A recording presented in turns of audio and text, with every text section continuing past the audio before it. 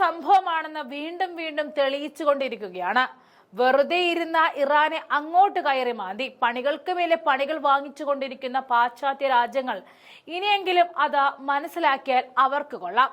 ഉപരോധങ്ങളുടെയും നിയന്ത്രണങ്ങളുടെയും നടുവിൽ നിൽക്കുമ്പോഴും പടിഞ്ഞാറൻ രാജ്യങ്ങളുടെ സംഘടിത ശക്തിയായ നാറ്റോയെ വെല്ലുവിളിച്ചുകൊണ്ട് ബദൽ കൂട്ടായ്മയ്ക്ക് അടിത്തറ പാകുകയാണ് ഇറാൻ. അമേരിക്കയെയും മറ്റ് പാശ്ചാത്യൻ രാജ്യങ്ങളെയും ഇത് കുറച്ചൊന്നുമല്ല ഭീതിയിലാഴ്ത്തുന്നത്. ചൈനയിൽ നടന്ന ഷാങ്ഹായ് സഹകരണ സംഘടനയിൽ അംഗങ്ങളായ രാജ്യങ്ങളിലെ വിദേശകാര്യമന്ത്രിമാരുടെ കൗൺസിൽ യോഗത്തിലാണ് ഇറാൻ തന്റെ നയം വ്യക്തമാക്കിയിരിക്കുന്നത്. നാറ്റോയ്ക്ക് ബദലായി SCO ഉയർന്നു വരണം. അതിന് ചൈനയോടൊപ്പം തോളോട് തോൾ ചേർന്ന് പ്രവർത്തിക്കാൻ ഇറാൻ റെഡിയാണ്. കാലഹരണപ്പെട്ട പാശ്ചാത്യ ആധിപത്യ സംവിധാനത്തിൽ നിന്നും മാറി ഉയർന്നു വരുന്ന ഒരു ബദൽ ലോകക്രമത്തിലേക്കുള്ള തന്ത്രപരമായ വഴിത്തിരിവായി ഇറാന്റെ ഈ നീക്കത്തെ കാണാം.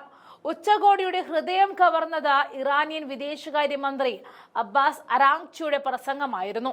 ഇസ്രയേൽ അമേരിക്കൻ നടപടികളെക്കുറിച്ച് ദൃഢവും നിയമത്തിൽ അനുഷ്ഠിതവുമായ വിമർശനമാണ് അരാങ്ചി ഉയർത്തിയത്. UN ചാർട്ടറിന്റെ ആർട്ടിക്കിൾ 2 സെക്ഷൻ 4 ഉദ്ധരിച്ച് അരാങ്ചി ഇറാനിലെ ആണവ കേന്ദ്രങ്ങൾക്ക് നേരെയുണ്ടായ ആക്രമണങ്ങളെ ശക്തമായി അപലപിച്ചു.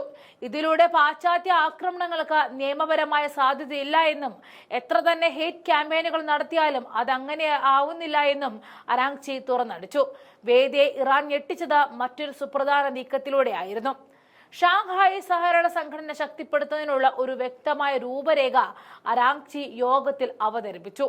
ബാഹ്യാക്രമണം, അട്ടിമറി, തീവ്രവാദം എന്നിവയോട് പ്രതികരിക്കാൻ ഒരു കൂട്ടായ സുരക്ഷാ സമിതി, വിധ്വംസക പ്രവർത്തനങ്ങൾ രേഖപ്പെടുത്തുന്നതിനും ചെറുക്കുന്നതിനുമുള്ള ഒരു സ്ഥിരം ഏകോപന സംവിധാനം, ഒറ്റപ്പെട്ട പാശ്ചാത്യ നടപടികളിൽ നിന്നും അംഗരാജ്യങ്ങളുടെ സമ്പദ് വ്യവസ്ഥയെ സംരക്ഷിക്കുന്നതിനുള്ള ഒരു ഉപരോധ പ്രതിരോധ കേന്ദ്രം, പ്രതിരോധ രഹസ്യാന്വേഷണ ഏകോപനത്തിനുള്ള ഒരു ഷാങ്ഹായ് സുരക്ഷാ ഫോറം, കോഗ്നിറ്റീവ് ഇൻഫർമേഷൻ, യുദ്ധങ്ങളെ ചെറുക്കുന്നതിനുള്ള വർദ്ധിച്ച സാംസ്കാരികത, മാധ്യമ സഹകരണം എന്നിങ്ങനെ യഥാർത്ഥ പരിവർത്തനത്തിനുള്ള രൂപരേഖയാണ് ഇറാൻ മുന്നോട്ട് വെച്ചത്. ബഹുധ്രുവത്വം, പരസ്പര പ്രതിരോധം, ഹൈബ്രിഡ് ഭീഷണികളോടുള്ള പ്രതിരോധം എന്നിവയിൽ അധിഷ്ഠിതമായ ഒരു പുതിയ സുരക്ഷാ സിദ്ധാന്തമാണ് ഇതിലൂടെ ഇറാൻ ലക്ഷ്യമിടുന്നത് എന്ന് വ്യക്തം. നാറ്റോയും SCOയും തമ്മിലുള്ള പ്രധാന വ്യത്യാസം എന്തെന്നാൽ അമേരിക്കൻ ആധിപത്യമാണ് നാറ്റോയുടെ ആണിക്കല്ലെങ്കിൽ പരമാധികാരം, സമത്വം, ബഹസ്വരത ഉൾക്കൊള്ളുന്ന സമത്വ ദർശനമാണ് ഷാങ്ഹായ് സഹകരണ സംഘടനയുടേത്. മാത്രമല്ല ആഗോള ജനസംഖ്യയുടെ 40% പ്രതിനിധീകരിക്കുന്നതും SCO തന്നെയാണ്.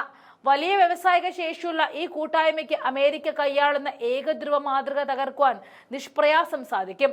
ഇറാൻ മുന്നോട്ട് വയ്ക്കുന്ന ആശയം കൃത്യമാണ്. ഷാങ്ഹായ് സഹകരണ സംഘടനയുടെ രാജ്യങ്ങളുടെ സ്വയംഭരണത്തിൽ അധിഷ്ഠിതമാണ്, അല്ലാതെ നാറ്റോയിലേതുപോലെ ആശ്രയത്വത്തിലേതല്ല. ഇതിൽ നിന്നും ഒരൊറ്റ കാര്യം വ്യക്തമാണ്: നാറ്റോയിൽ അമേരിക്കൻ അധീനതയിലാണ് കാര്യങ്ങൾ തീരുമാനിക്കപ്പെടുന്നത്. പക്ഷേ SCOയിൽ അങ്ങനെയല്ല. ഷാങ്ഹായ് സഹകരണ സംഘടന വൈവിധ്യങ്ങൾ ഉൾക്കൊള്ളാൻ തക്ക കഴിവും പ്രാപ്തിയുമുള്ള സംഘടനയാണ്. അതുകൊണ്ട് തന്നെ നാറ്റോയേക്കാൾ എന്തുകൊണ്ടും ഉറപ്പുള്ള ഫ്ലെക്സിബിളായ ഒരു സംഘടനയാണ് ഇത്.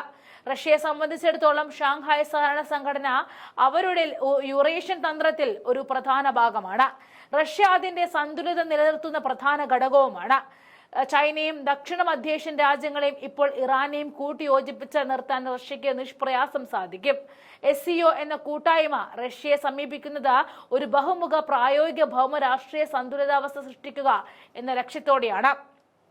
ഇറാന്റേത് ഒരു ദീർഘകാല തയ്യാറെടുപ്പാണ്. ഇറാൻ കൂടി അണിചേരുന്നതോടെ ഷാങ്ഹായ് സഹകരണ സംഘടന ലോകവേദിയിൽ അതിന്റെ സ്ഥാനം ക്രമേണ ശക്തിപ്പെടുത്തുകയാണ്. ഇറാന്റെ നീക്കത്തിൽ ഭയന്ന പാശ്ചാത്യ ശക്തികളുടെ പ്രതികരണങ്ങൾ വളരെ പെട്ടെന്ന് തന്നെ ഉണ്ടായിരുന്നു.